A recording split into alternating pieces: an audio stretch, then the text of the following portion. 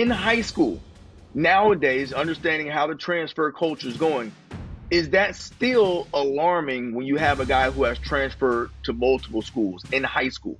Absolutely. It's still Absolutely. alarming. Yeah, absolutely. I mean, Yeah. but here's the thing, though. It's becoming the norm, so it's Right. probably not going to be as. But here's what you got to know. What you got to know is if he's already doing it, the chances that he's going to do it from your place are pretty freaking high. And I look over there and I see DJ, and he's leaning over like the sink, right? And it looks like he's crying. What's going on? He said, Coach. He gave it up today. And I, I, I don't know what's down there with those guys. They got you. Oh, they got you going with they got you working with the varsity, really? You're a true freshman, right? So, dude, do you understand what that means? Yeah, but my friends over there. Dude, it was kind of your normal sort of situation. You go through and you get a bunch of guys up there on the board. So let's say I was doing D-line or linebackers or whatever it is. Once we identified and said, okay, this guy can play, we feel like he can play. He's got the size, he's got the speed, he's got all that kind of good stuff. Good in the classroom, blah, blah, blah.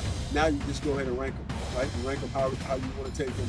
And then you try to bring them in that way if you can on visits and things like that. You give the top guys the first chance, and then if the other guys don't want to come, then you go with your next guy. It's that type of thing. It's really not that hard a process, I think. All right, thank you for joining the BCP podcast. Today we have a father of three, married for 34 years, and I hope he got that number right. I think Linebacker. that's right. Yeah, I think Yeah, that's yeah, right. yeah, yeah. It better be right, or we both gonna be in trouble. You're right about that. You're a right about that. national champion coach for the Miami Hurricanes. Coached numerous first round draft picks, and going into his 39th year of coaching. Coach Vernon Hargreaves. Coach, welcome to the show. Hey, man, I appreciate it. Thank you very much. And yeah, that's a lot of years, man. When I hear it like from somebody else, and that's a lot of years. But yeah, I appreciate you having me on, man. And um, I think first thing what I'd like to do is do two quick shout outs, okay? And one of them is to Miss Jackie. For those of you who don't know who Miss Jackie is, she is the matriarch. She is the engine that makes the car go. You know what I'm saying? I mean, she's the one that um, uh, whether it was volleyball or cheerleading or 7-on-7, all that. She was at all that. Everybody's games. Was the team mother for any one of Vernon's teams, and she's still a team mom. She's got all these middle school kids that are like, so that's kind of what she does and who she is, and we wouldn't be kind of where we are without her. I mean, she's an absolute stud, and I mean, obviously I love her to death, and wouldn't have gotten this very very much done without her. And then number two is to Mr. Preston Jackson, because I say this Hey. all the time. I don't know why you didn't end up staying in coaching, because I saw you and I watched you when you got Vernon, and it warmed my heart, because it was a guy. You look like a guy that you reminded me a little bit of me. I love the way you coached him. It was feedback on everything, and that's good and bad. You know what I'm saying? And I always felt like one of the reasons why he was able to excel and really kind of jump in and play well was because of the way that you coached him. And I still, I'm gonna try to hire your ass. But anyway, Let's go. I I got folks in Tennessee, baby. I feel like it was as good a start as he could have, and as I could hope for. Getting back to Tampa and getting him a chance to play football in Florida. So kudos to you. And obviously, like I said, Miss Jackie, we couldn't do it. We couldn't do any of this stuff without her. There are a couple families that I'm really close with. that I really speak highly of because for me, they're kind of like that model of, it all depends on how you measure success, but they just seem very much put together. And every family has their ups and downs, as any would. But the Hargraves and the Penix family, to me, are just kind of like, if you open up the dictionary and you put, hey, this is what the family structure should look like, or would love to be a goal set for you. That is kind of how I see the Penix family and the Hargraves family, because you guys, to me, and I'm still fairly young, I just love the way you guys handle certain situations. I love the success of the kids. And obviously, Vernon the third gets a lot of the notoriety because we're a sports media, and Mhm. he's an NFL guy and football's king. But Karina, in her own right, um, and then the youngest in her own right, they're just all fantastic. So kudos to you guys. Kudos to you guys. We're huge Hargraves fans over here. Well, we appreciate that, man. And like you said, I mean, those two girls are fierce, man. Yep. You know, they're in their own avenues and their own things that they're doing. They're as good as it gets. They attack it with everything, you know, I'm extremely proud of you know, kind of what they've done so far and where they're going with everything with their careers and everything like that. So um, that's been fun to watch. And just on that same note, I mean, all three of those guys are each other's best, their biggest fans. It's you Mm-hmm. know it's kind of fun to watch. So anytime somebody has success doing whatever it is, the other two are right there, and uh, Mm-hmm. it's kind of fun to watch that way. But again, we moved around in the pack, so it was the five of us, and so you know they kind of picked that up and learned that. But anytime any one of them can be there for the other one, you know, they're there. And certainly, you know, when Vernon was playing, whether it was at Florida, because it's all Gators, you know what I'm saying? Because they're all Gators, or obviously when they got to Tampa and the girls again, probably his biggest fans. So that's been cool for me to watch and see, and you know, how they've come together that way. So 39 years of coaching. All right, 39 years of coaching. But most people might not know that you were a hell of a player too in your day. Talk to us about your playing days, coach. Well, I think you know, growing up, um, growing up, I would watch football with my dad. My father passed when I was 14, so um, we would watch football, and we'd bet on the game. And but the bet was that whoever lost couldn't eat dinner. So Mm. you got to imagine, you got to remember, I'm like, I don't know what I was, 10 or 11, 12, whatever it is. So I mess around as Cowboys and the Giants are playing. And I'm a Cowboy fan, and we lose, and I can't have dinner. I'm like, oh, I can't eat it. He was like, go in and get you something to eat. You know? But anyway, yeah. So it started there, and then just going out to the field and the sandlot, man, and just playing. And by the time, you know, I didn't even play my freshman year of high school because I didn't know how to go about it, how to get into it, or anything like that. So then my sophomore year came around. I had played baseball and basketball.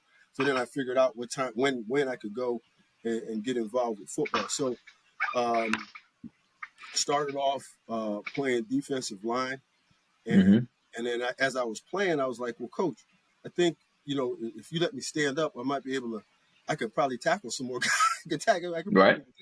So then they moved me to linebacker, and the rest is history. So I've been a linebacker since then, and then from there went on to University of Connecticut.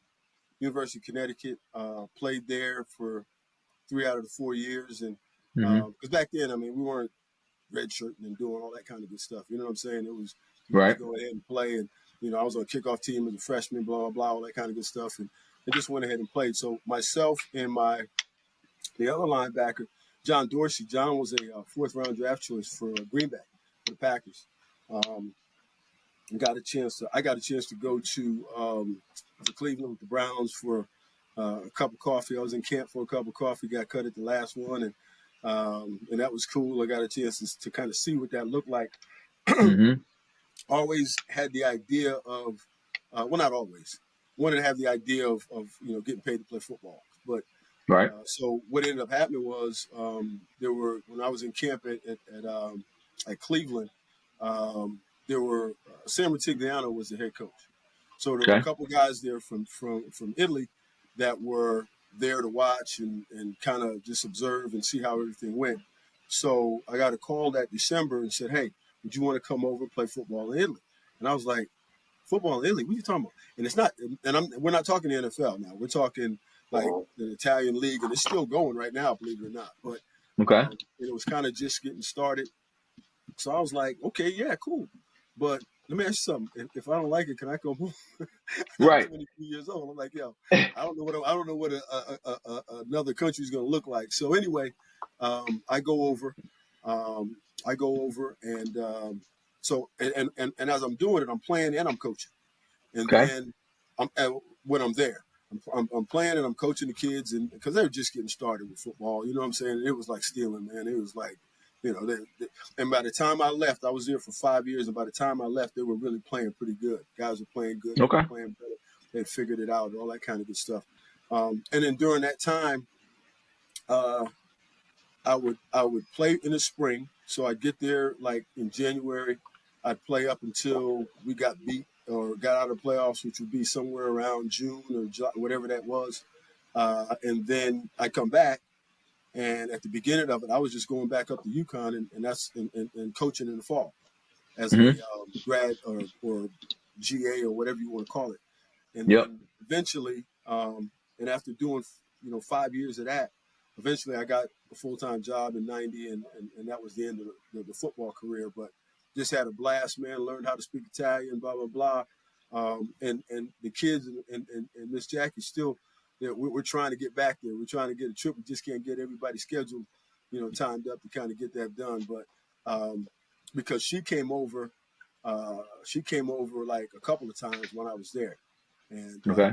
so that was cool, and for her to get a chance to see that. So, but yeah, just playing, man. I was just like everybody else. I wanted to, play in the National Football League and do all those types of things, and so obviously, um, uh, being able to watch Vernon here and watch what he's done has been outstanding, man. Been fun for me. You know what I'm saying? No, we gonna get into that. So, if correct me if I'm wrong, I'm on your bio, right? Just my notes. So you started your first coaching job was at UConn, correct? Right. All right. So now you're at UConn for 7 seasons. All right. Mm-hmm. Then you transition down to South Florida at Miami. Right. How did what was the talent gap like when you went from UConn? Was UConn Big East back then? What was that? No, What was UConn back then? no. We What were were still they? what was called 1AA or Okay. FCS. Okay, so Okay. it was the level below, and or yeah, yeah, it's not quite Division II, but just a level below. Um, but yeah, I mean the difference was obviously the speed, right? I mean, All right. I got there and hell, I couldn't keep up in practice at the beginning. I mean, I'm just talking about dudes going from one drill to the next, man. I mean, we got out of inside drill and the horn blew and those guys were already over there at team. I was like, I had to turn around and run and try to catch up and all this other stuff. So it was an interesting transition. I think making a jump like that uh, didn't really happen all that much. And here's the reality. The reality was it probably could have been a one and done. And the reason why I say that is because the year before they had gone 5-6, and I don't know if Butch was on the hot seat or whatever you want to call it, and uh, probably got the job because a lot of guys didn't want it. I'll be honest with you. I mean, I didn't care. I came home. I came home and I told Miss Jackie about it, and she was like, "Yeah, okay, go ahead, check it out, see what it is, blah blah blah." And then when it started to actually, start to move and come to fruition, she's like, "Yo, So you're gonna take us, you want to take us to Miami? And at the time, the show Cops was out, and guess where Okay. Cops would film most of the In time? Miami. In Yep. Dade, In Miami. Oh yeah. In Dade. Oh yeah. I remember. Dade Oh County. yeah. Oh So she yeah. was like, "Wait a minute, Opalaka was all on there. what?" She was like, "Wait a Yep. minute, you gonna take us to to Miami?" I said, "Well, no. If you don't want to go, that's cool. You can stay, but I'm going. I got to take this job because it's hey, it's still Miami. You know what I'm saying? I don't Right. care what people what's going on with it or whatever it was, because again, there was a little bit of a slide, and then there was also there were some sanctions and things like that. So scholarship wise, we were down. Had to be real creative with scholarships and some of those types of things. And Bush did an outstanding job, obviously, of recruiting guys like the Santana Mosses of the world. Santana came on Mm-hmm. on a track scholarship. Ed Yep. Reed was we beat Tulane to get Ed Reed. You know what I'm saying, from a recruiting standpoint. And I can Yep. kind of go on and on with guys. Sean Taylor was right down the street at Gulliver, and he played all like every freaking position in high school. And he decided to come. He was right down the road, and just uh, Dan Morgan, who ended up who I coached, he ended up winning the Buckus and the Bednarik and the Bronco. He was the first guy to win all three of them. They recruited him. He's a white running back out of Taravella High School. It's like, who does that? You know what I'm saying? Right. And I can Right. tell you 1,000 stories of the guys and where they came from. But the thing that set us apart and set them apart was their work ethic. And Okay. nobody kind of gave them credit for that. Listen, I wanted to shout it from the rooftops. Hey, these dudes work harder than anybody you've ever seen. You know what I'm saying? And a lot of that had to do with, um, the reputation and the history of being at that place and wanting to uphold that. And those were the kind of guys that we had, and it was a fun situation to be around. And obviously, when you're in the middle of it, you really kind of don't, understand, kind of get what you're doing and what's happening with it and all that kind of stuff. But it just became sort of normal for us to go out and beat the dog out of folks. It was just kind of what we did. You know what I'm saying?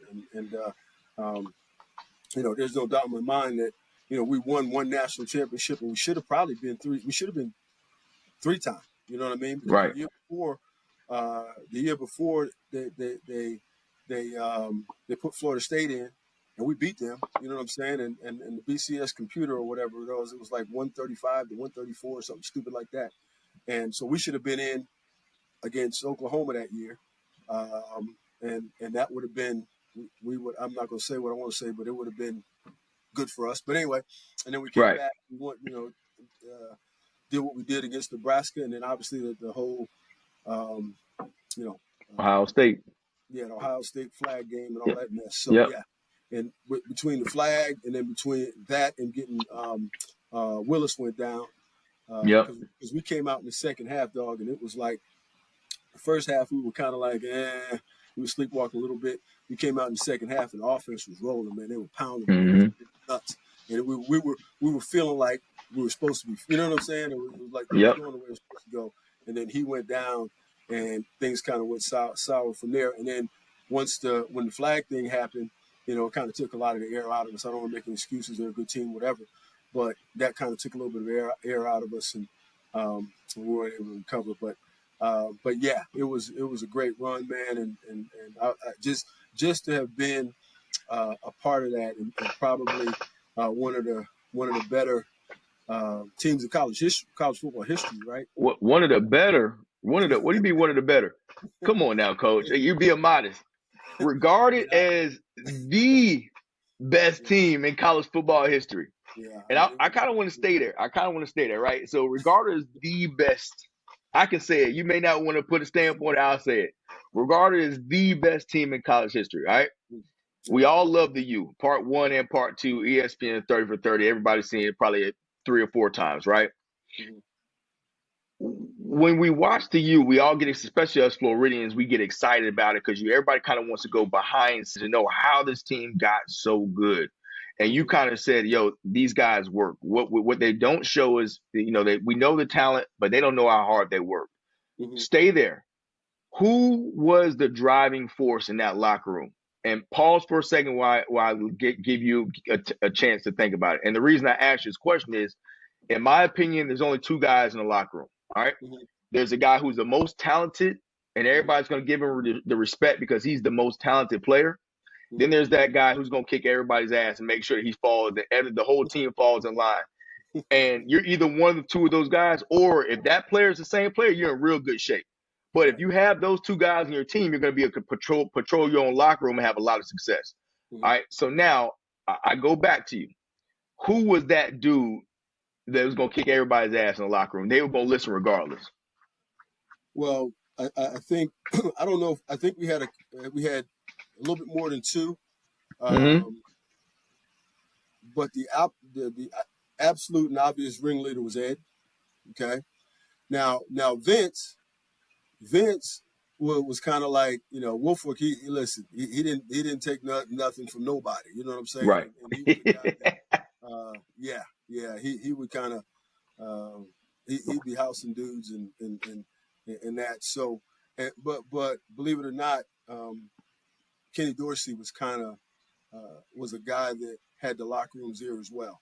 I mean, and because and the thing about him is he wasn't like a Heisman Trophy candidate, but he knew how to move the ball. He knew how to get the ball to the playmakers. He knew how to run the team. Whatever, when he spoke, folks listened. You know what I'm saying? Right.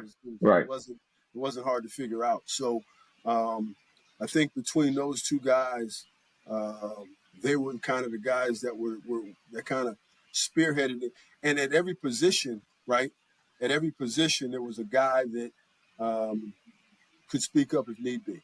Whether it was John Vilma, whether it was Dan Morgan, whether it was DJ wasn't much of a he didn't get into that. He just wanted to play or whatever it is. Up front, even guys like Bryant McKinney. You know what I mean? He would talk shit and back it up. You know Right. what I'm saying? I mean, Right. we played against some really good people, and he'd shut them down. If they had an edge rusher, he'd shut them down. We played against Freeney up at Syracuse, and that Yep. was yeah. So think that kind of thing. That's the stuff that was going on. And so the secondary was like that. On the other side, you had Santana Moss, who was a dog. He wasn't just a receiver. I mean, he was tough as he's tough as nails, man. And guys like Andre Johnson and that, and then there were a ton of kind of role players. You know what I mean? Because the crazy thing was, we had 22 first round draft choices in 4 years. Okay, So and it crazy. was nuts because we were averaging like four a year, and then after those four guys or five, 1 year we had six, 1 year we had five, and then the other year we had four, whatever it was. But and then we didn't have very many after that. They were the first Right. rounders. It was crazy. But we had a couple of guys that ended up going in the later rounds and things like that. But it had gotten to that point, and like being in what I'm in right now, we wouldn't have gotten any of that done because half the guys would have been gone. They would have Right. left. You know what I mean? If that time were now, they would have left because they would have said, "Well, I ain't playing." But see, that's the thing about football and in its purest form and in the form that I see it in is that you had Edgerrin James in the back, just in the backfield. You had Edgerrin James, Clinton Portis, Frank Gore, and Willis McGahee. These guys are all back to back. So think about that for a hot second. And how long would that last in today's climate? It wouldn't last. You know what I'm saying? We had Jeremy Shockey, and then the dude that's on Greg Olson, Yep. and then What's the name, son? yeah. So those three guys, and those three guys right there, and then you got Ed Reed, and you got Sean Taylor backing him up. Right. What are we talking about? You know what I'm saying? Right. Then he won all those awards, and then John backed him up. John backed him up as a freshman, and then John ends up being a first round draft. I mean, come on, man. And then up front, Vince and all those guys, and I can't even name William Joseph, and I'm trying to think of some of the other names, but you can kind of go on, and it's crazy. Again, I could count on one hand the quote 5-star guys. Mm-hmm. I can count on one hand the 5-star guys. So it ain't like we went out and bought, and you know, I see guys out on the road or whatever it is, and they be talking all that stuff about, well, yeah, well, you guys don't recruit, you just select. Well, no, yeah, we select the right dudes. We selected the Right. right guys. You know what I'm saying? It wasn't like we went out and any and all the 5-star guys we were recruiting, because they didn't necessarily fit what we were doing. If a guy didn't fit Mm-hmm. what we were doing, we ain't taking him. I don't care how many stars you got. You know what I'm saying? Mm-hmm. And whether he would be able to fit in the locker room. I'll tell you this, and I don't know if he'll hear this podcast, but DJ, the best thing DJ ever did was come to Miami, because and you can see it now. He's always got Miami stuff on his company or whatever it is. And the thing about it was, he was the number one. He was the highest rated recruit that we had probably ever got. He was the number one guy in America. And but the thing about Miami at that time was, they ain't nobody care about that. You know what I'm saying? Get in here, put your hand on the ground, let's go to work. You know what I'm saying? I mean, you want to be a guy? Put your hand on the ground and let's go to work. It's the best thing that could have ever happened to him, I think, as a football player, because all that fluff and all that stuff was taken away. All right, if you're gonna be a guy, you're gonna be a guy with us. You know what I'm saying? And you're gonna put it in like we put it in, and that's what's gonna happen. You ain't gonna just come in here and just line up and just gonna because you was good at what's the name at De La Salle or whatever it is. Nah, that ain't happening. I tell my players right now a story. I came in the weight room. It was during the summer, and I can't remember whether it was their first year or second. I think it might have been their second year or whatever it was. And I tell my guys this story all the time, and he'll probably remember this too if he sees this. But I walk in, and they're coming off the field now. Okay, and so I go to Swayze. Andrew Swayze was our strength coach. I go to Swayze and, hey man, how'd it go? Blah blah blah. And I turn around and I look over there and I see DJ, and he's leaning over like the sink, right? And it looks like he's crying, and he kind of was crying. I don't know. I think that's what he was doing. But I said, Swayze, what the heck? What's going on? He said, Coach. He gave it up today. Mm. He finally gave it up. And what he meant was, he took himself someplace he ain't never been, because he had always been able to go through because he was the best athlete, and this time he pushed himself and took himself someplace that he probably didn't think he could get to. You know what I'm saying? Mm-hmm. And so right at that point, as soon as he said that about that dude, I was like, yo, we're good. We're good. If we can get him to cross over, and this dude, like, he's Mr. Everybody, Mr. Everything, or whatever it is, that just told me, listen, this dude right here, he's all the way in too, so we're good. We ain't got to worry about nothing. So, yeah. It's funny you say that about DJ. Funny you said it about DJ. I got a quick DJ story. So I played in the first Florida versus California All-Star game.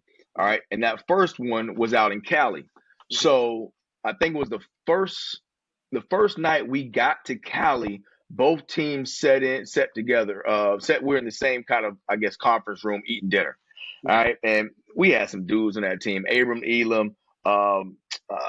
We had, oh gosh. What was the big linebacker out of Kissimmee, Osceola? Oh man, his son was a pretty good quarterback.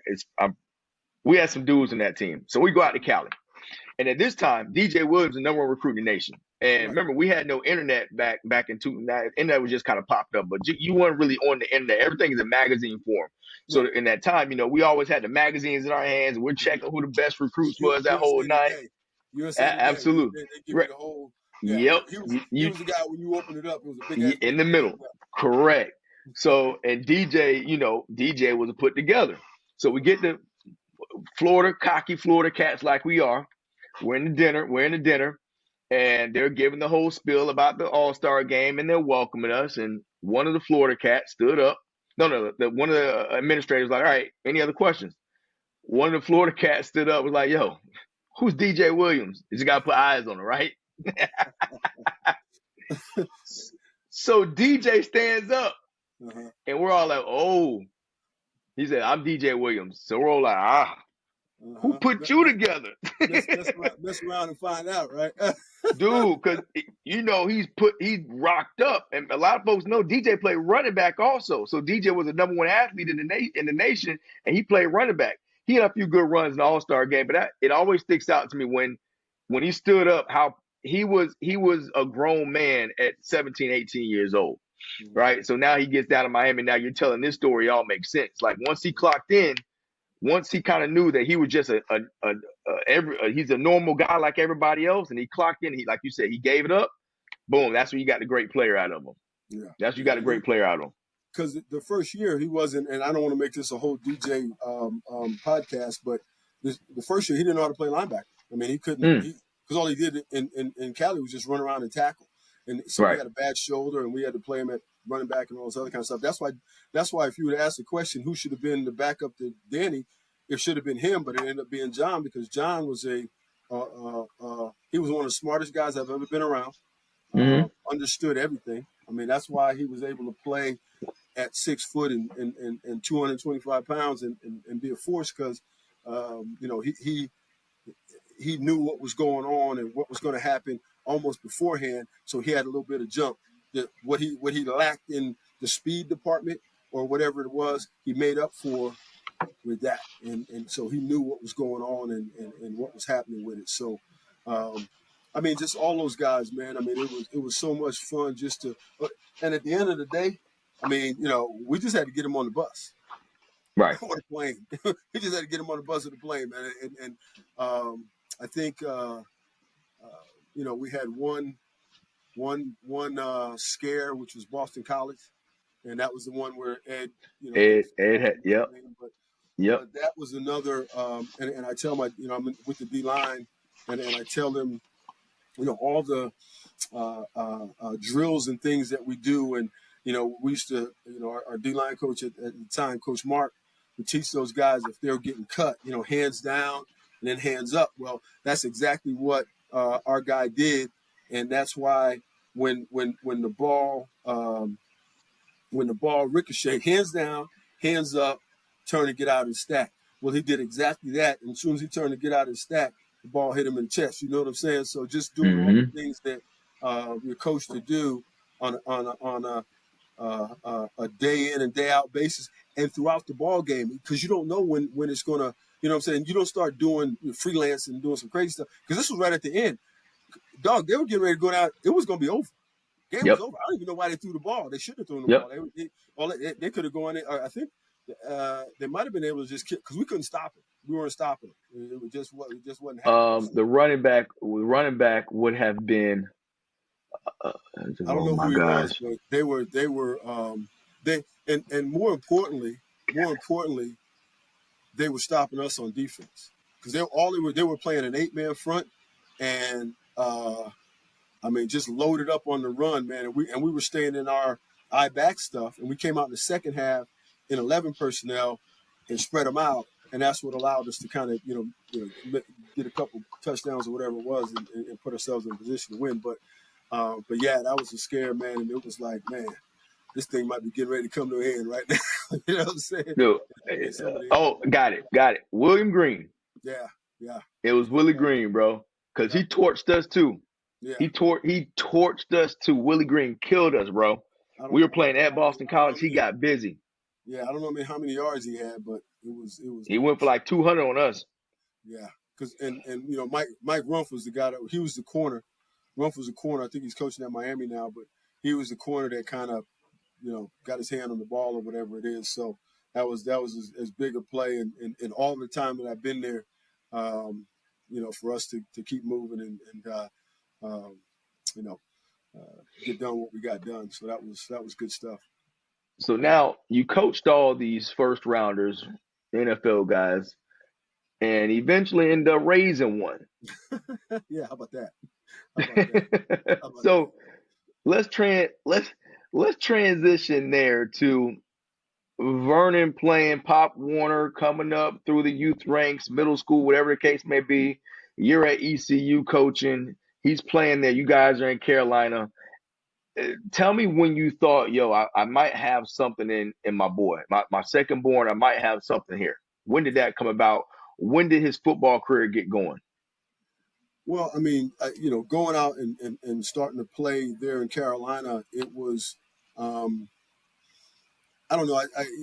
I guess it was just kind of a natural progression. I didn't know kind of what that was going to look like or what it was going to look like for him. I think he had played some Pop Warner stuff before he left, and and I told him I was going to do this. I got a couple You got to stories do it. You got to do it. That's what we hear. that he didn't talk about. But anyway, one of the middle, because I didn't get a chance to see a lot of his games, and I'm talking about middle school, high school, college, all that. I'll tell you about a couple of the ones that I did get a chance to see and how some of those things went. But anyway, one of the games that I did go to, he's playing running back or whatever it is. And I think it's a middle school game. So he's playing running back and he breaks one, right? And he's going, and then he gets tackled. It's about a 40-yard run or whatever it is. And he stays down after he gets tackled. And so his mom is like, oh no.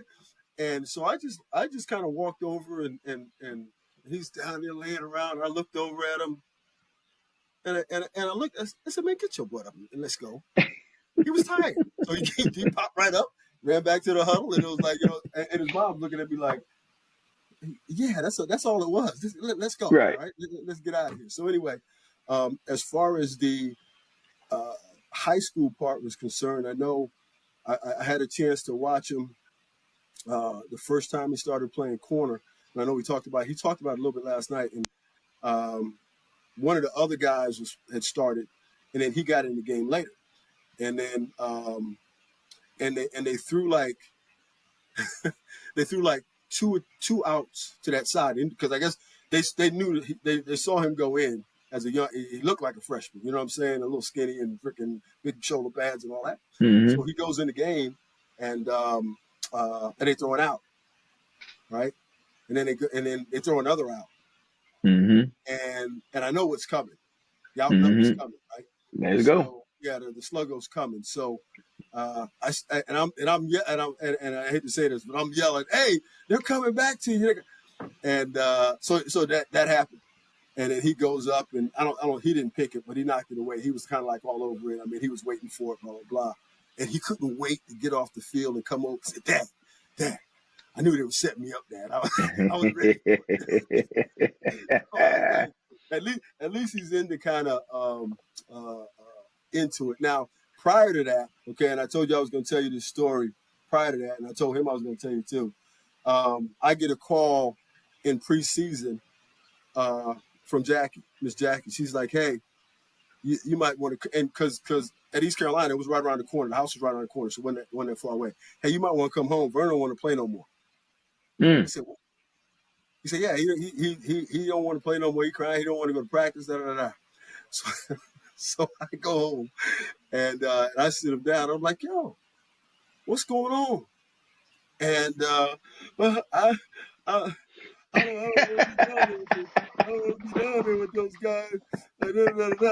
And I said, "What are you talking about?"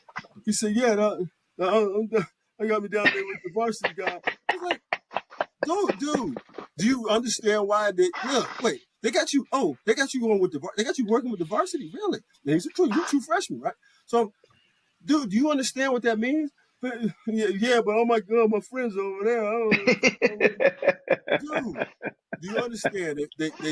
I think they think that you have a chance to be a player for them. They don't just bring anybody down there to be with the varsity. And so what happened was he goes down there with the varsity guys, and they ain't messing around. It's not like it ain't fun and games no more because these guys trying to win, right? When he's over there with his JV guys, they over there jacking around, they doing whatever they're doing. So it ain't serious like that. You know what I'm saying? Right. So then, how about this? So here we go. You ready? So after we have that episode, and then he finally, okay, all right.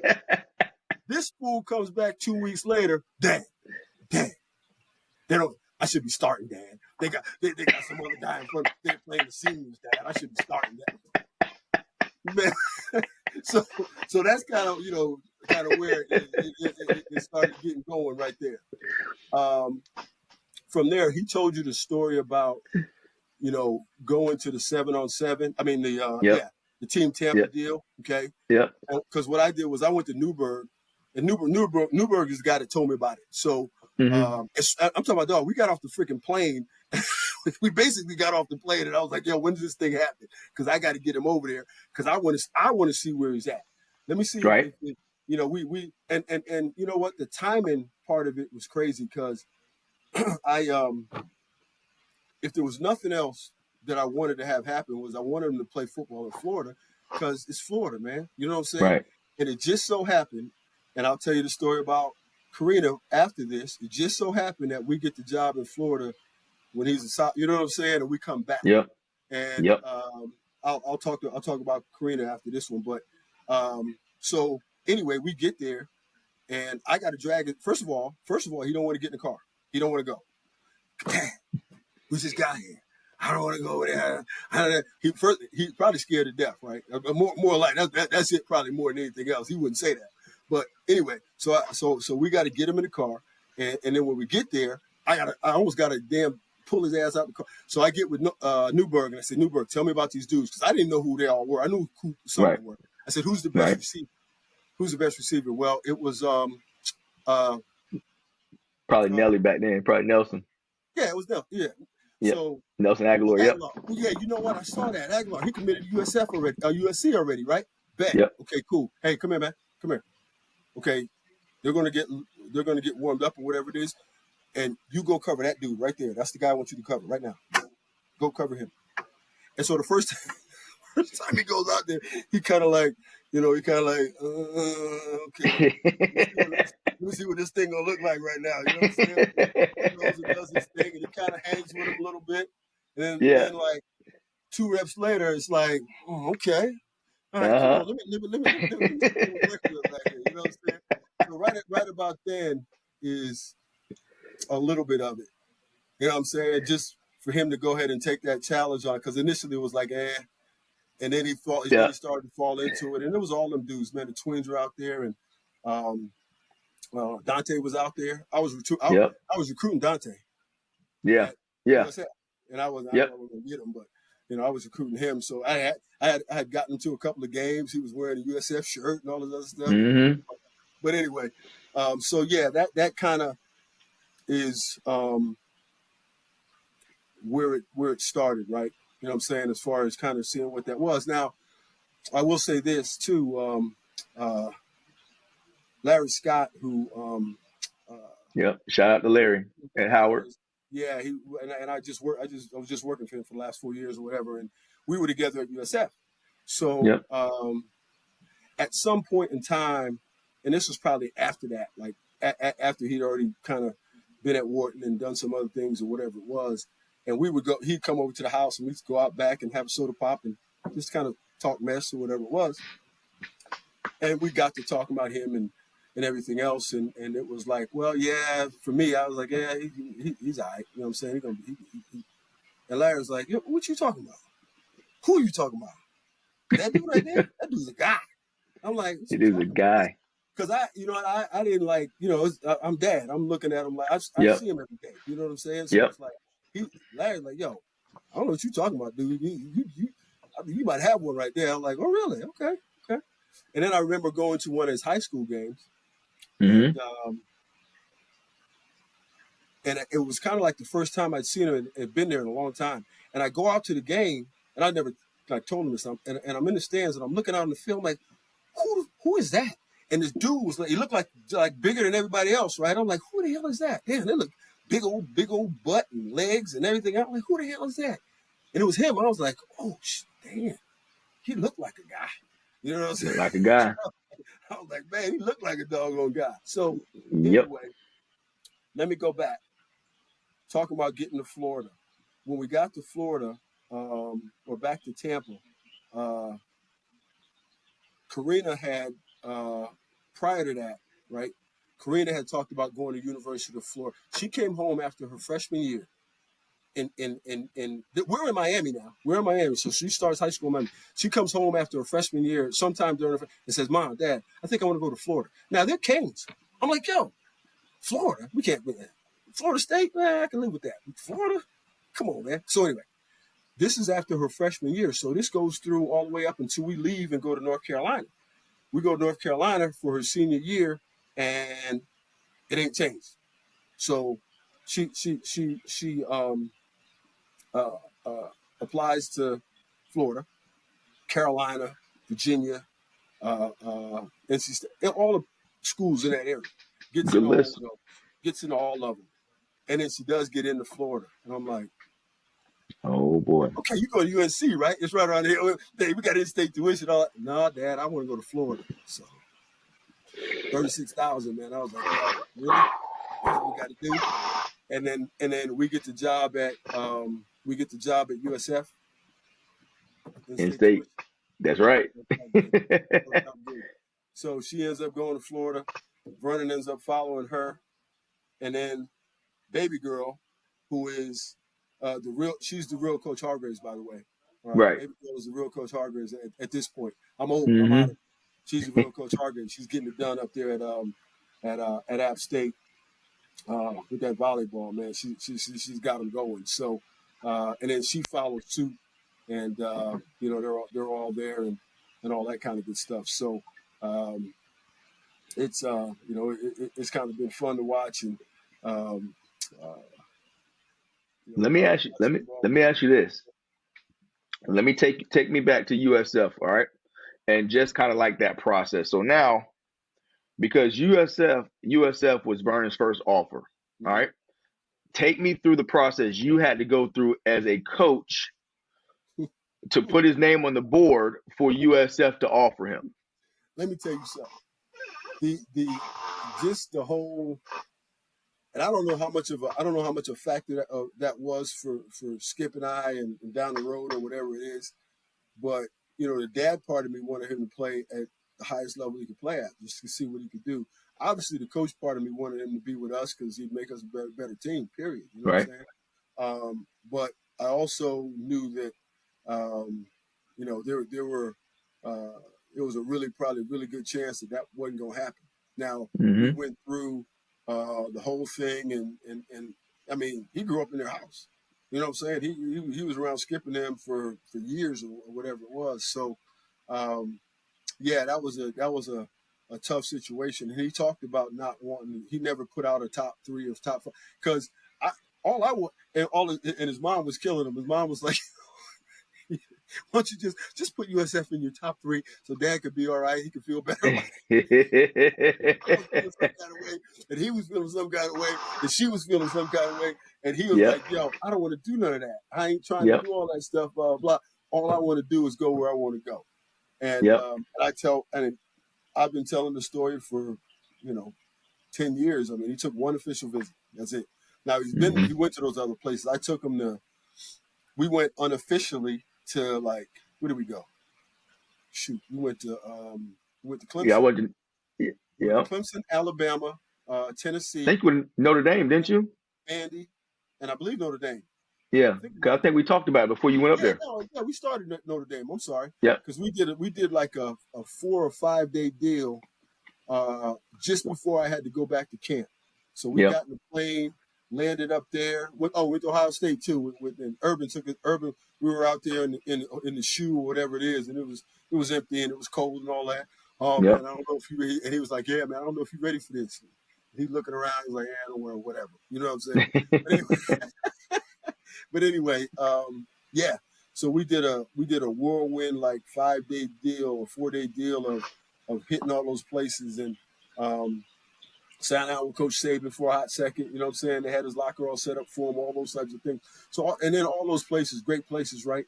And they all had things about them that were good and bad. You know what I mean? And then when he went out he told you about the USC trip, and that's when they were out at the opening.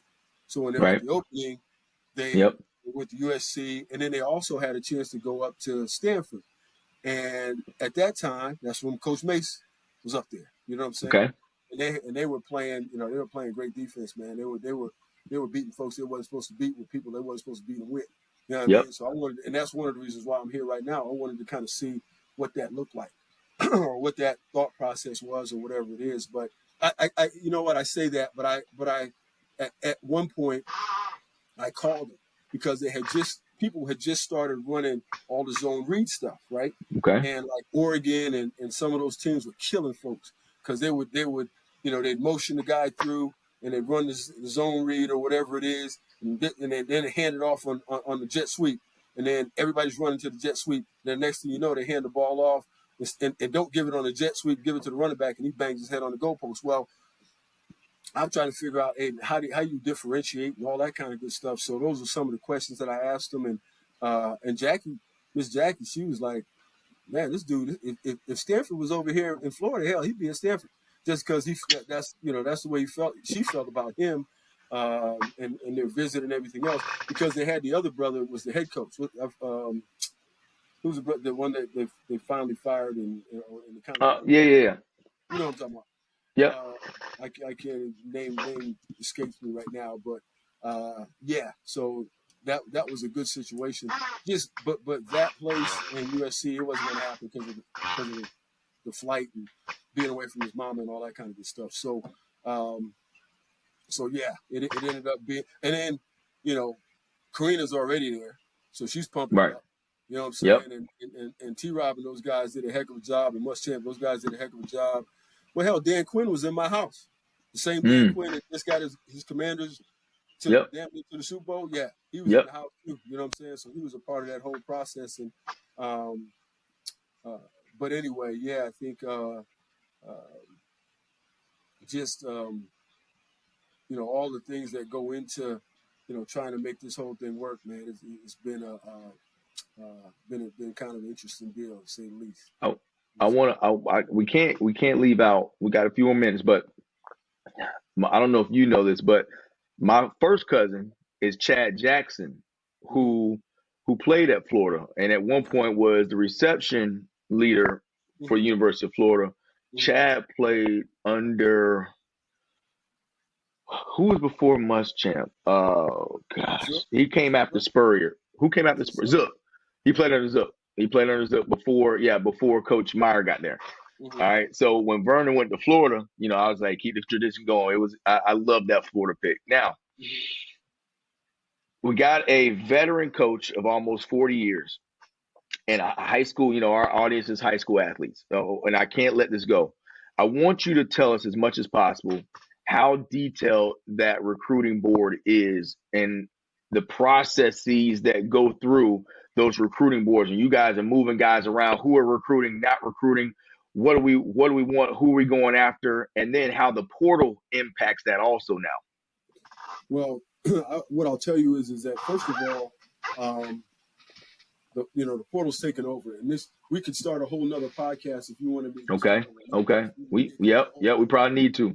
and I'm not, I can't go there right now, but Yep. in terms of the way it used to be, it was kind of your normal sort of situation. You'd go through and you get a bunch of guys up there on the board. So let's say I was doing D-line or linebackers or whatever it is.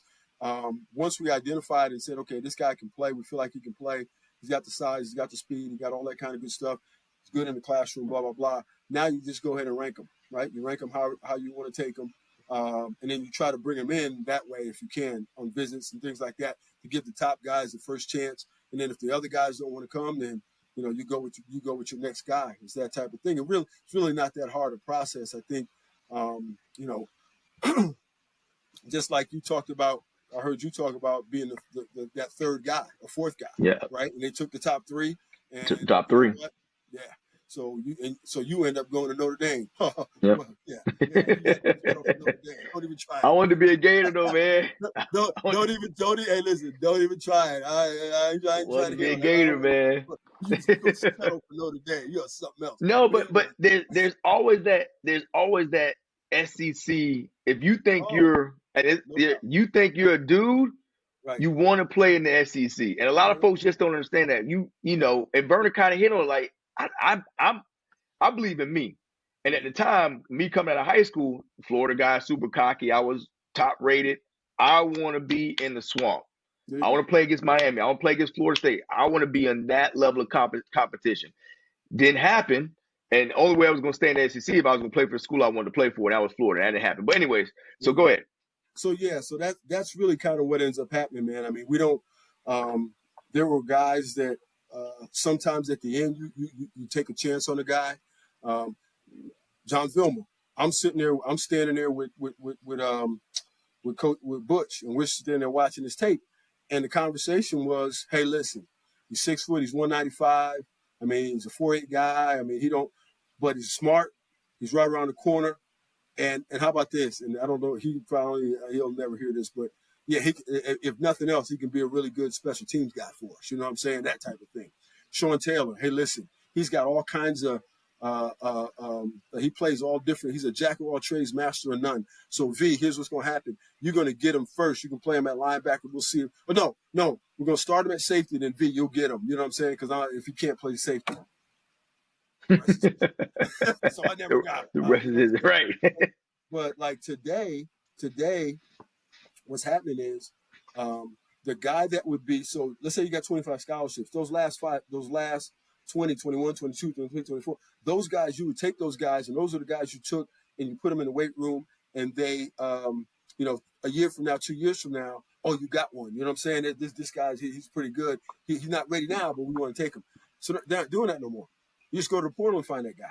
You know what I'm saying? And he's already been in school for 2 years. You know what I mean? Or 3 or whatever that is. So you have an instant backup. You don't have to, wait for him to develop and things like that. So the whole landscape, man, has kind of changed. We're at 105 now in terms of the numbers, right? And what that means is we got 85 scholarships, and then we got 20 guys that are walk-ons. It used to be you could have as many walk-ons as you wanted. It used to be even before this, and I'm old, but even before back in the day, you could have as many scholarships as you wanted if you could afford it, right? Then it went to 105. Then it went to 95. Then it went to 80. The current 85 right now. Now it's back up to 105. But again, and you take that 105 however you want it. So if Alabama wants to take 105 scholarships, they can do that. We're not doing that model. We're going to take 85 scholarships and 20 walk-on dudes and try to develop. So those 20 walk-ons are going to be guys that are. It's not just anybody off the street. We're going to look at these dudes. We're going to evaluate them. And they're getting evaluated like they would be scholarship type guys. You know what I'm saying? Yep. The ones that are a little bit later on. But so that's what's happening today, man. And as a matter of fact, I just got off the road this morning going and checking on some kids and that type of thing. The sign date is next Wednesday. And right. It's anticlimactic these days. You know what I'm saying? Because everybody's already signed, essentially. There's going to be a handful of guys that'll be signing. You know what I'm saying? Some of those top guys, the 4- and 5-star guys, they're going to sign. Probably guys that haven't made their final decision yet or whatever. And what are they waiting on? They're waiting on the money. They want to see what it is, who's going to have the biggest bag. Listen, and again, I could talk about this for another hour. We're going to lose all the things that I got in this thing for. Whether, the being able to fight through adversity, teamwork, the commitment, all those types of things, man. I mean, the camaraderie of the locker room, all that stuff, man, and being able to fight through, and you ain't the starter right now. Vernon talked about not being the starter, right? And then getting his chance, and when the chance came up, bang, you know what I'm saying? Being able to go and take it. So, yeah, man, I mean, there's so many things that we're missing or we're going to miss.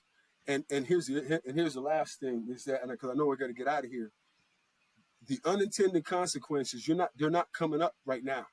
They're going to come up a little bit later on. And here's what I mean. You're going to give this guy $100,000 or whatever the case may be. Ain't never had that much money ever in his life. First of all, take 25 off the top. They don't know that because it's taxes. They don't know nothing about taxes. You got all these dudes that are out here being these street agents or whatever it is, and they're trying to take 10, 15%. Let me ask you this question. Do you know how much does an NFL agent get? 3%. 3%. Usually traditionally 3%. Right. And most guys, I went to every high school coach that I went to the last couple of days, they had no idea. So here's what I did. I said, okay, listen, here's what I'm gonna do. I'm gonna take your kid and I'm gonna get him 100,000, and all I'm gonna take is 10%. All I'm gonna take is 10. No, all I'm gonna take is 15. Is that cool? And they were like, well, 15? Yeah, I guess I can live with that. So you can imagine these moms in the hood that got no idea. These are football coaches now that I'm talking to. They got no idea. So their sons are going and now they have the ability to make a little bit of change, and it's going to be gone in no time. So that car so how about this? Check this out. That car that you buy right now, you better buy it full out, because if you don't, when that 100,000 doesn't come next year, how you gonna pay it? There's a thing called a car note, and guess what happens? If you don't pay that, they come to get it. There's a guy called the repo man. He coming to get that thing. You know what I'm saying? That's right. So all those and the unintended consequences I'm getting at are, okay, you're done with football. Football's done.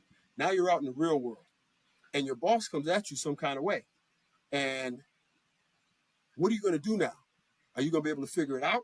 Are you going to be able to, manage that like you had to manage stuff when you were trying to play and figure out how to be a starter and how to be a player? Or are you just going to cut and run and go transfer and get in the portal? Well, there ain't no portal in real life. There ain't no portal. You know what I'm saying? You can't just get up and go because the guy pissed you off. You Right. better have a job ready for you if you do.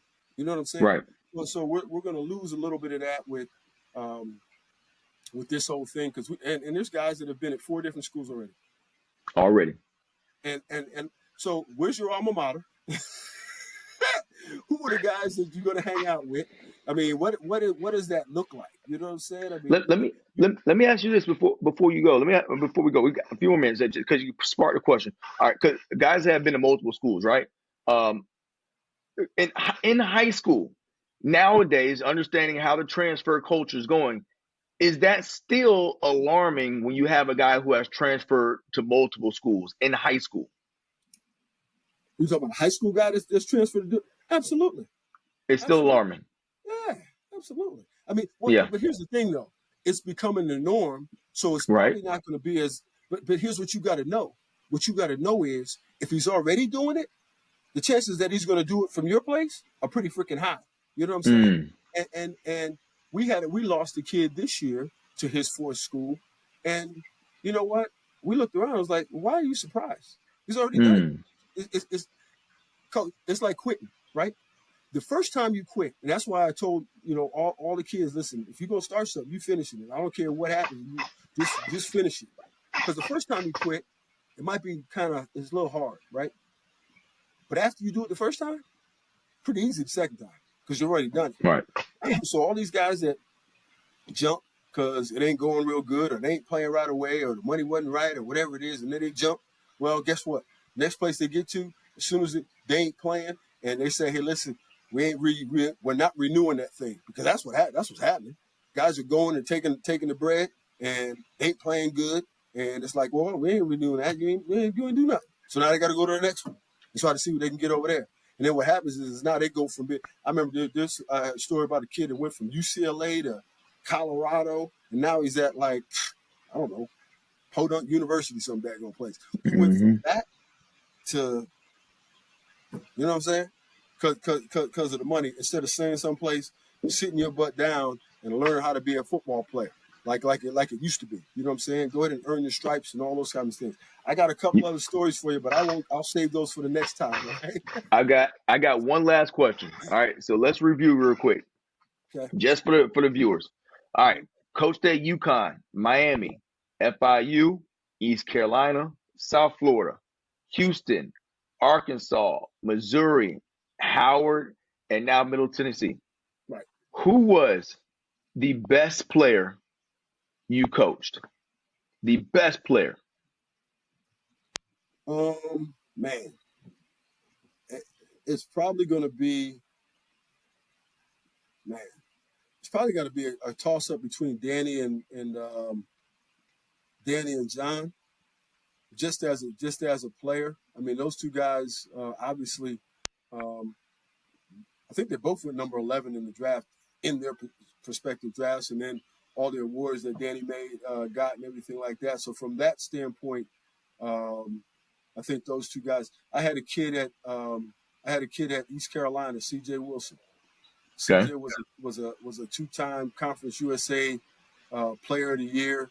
He had 11 and a half sacks. He had 70 tackles. He had 17 freaking tackles for loss. Linville Joseph, who's still playing. Linville's in year 15. I'm like, dog, really? He's still playing. You know what I mean? 6'5", 335-pound dude. But yeah, I think those guys, in terms of my position or the guys that I was coaching, I think those guys were good. You know what? I say that, and I had two guys in the Super Bowl 2 years ago. Nick Bolton, and he's in the Super Bowl again. Nick's in the Super Bowl again. So I had him at Missouri, and then I had Dre Greenlaw at Arkansas, Remember, Dre was running on the field and blew out his Achilles. It was 2 years Mm. ago, whatever that was. So both those guys are becoming really good players as well. So the very Is best. Go ahead. I gotta say, it, it's it one of those two you things. gonna say Morgan? You gonna say Dan? Yeah. All right. I got Is just now just you because of the gave accolades and everything else. all right. So is there a singular intangible that ties all five or six of those guys together? Like you named about four or five or six guys that you really liked coaching, and obviously they're all going to be physically talented, but there has to be something that there's a commonality that they all shared that made them here. What was that intangible that they had? Possibly they all shared. Well, I think as much as they, I remember asking, I remember asking Danny one day, "Hey man, what would happen if they told you tomorrow you can't play football no more and you got to do something else?" And he looked at me kind of like, like a dog looks at you like, "Whoo." He's like, "What are you Mm-hmm. talking about?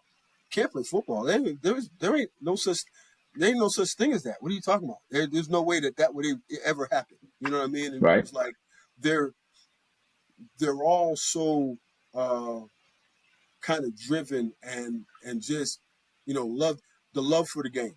Okay, love for the game is something that not everybody's got it.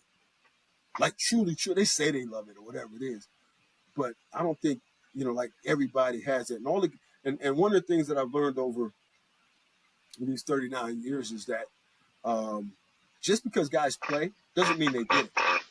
It's like going to a Japanese class or something, right? You take the class because you want to learn Japanese or whatever it is. Some people are going to be very good at it because they're good at language and things like that, and other guys are going to struggle with it because it's Japanese to them. You know what I'm saying? So they don't Correct. really kind of see it. And I used to think like, man, this dude's playing football. How come he doesn't get that? Like if I would try to give him a technique or say something, or a guy would keep getting something wrong or whatever it is. Well, everybody doesn't get it like that. It The Mm-hmm. same guy that gets C's and D's in school and comes out on the field and just tears it up. And he can hear everything, he can read everything, he knows exactly what the heck's going on. Uh, uh, uh, um, in terms of his the way he sees it's crazy. But in the class, you put him in the classroom, it's a different story. You know what I mean? The Right. instinct part of it is so different. And I think all those guys had a love for it that was unique. You know what I'm saying?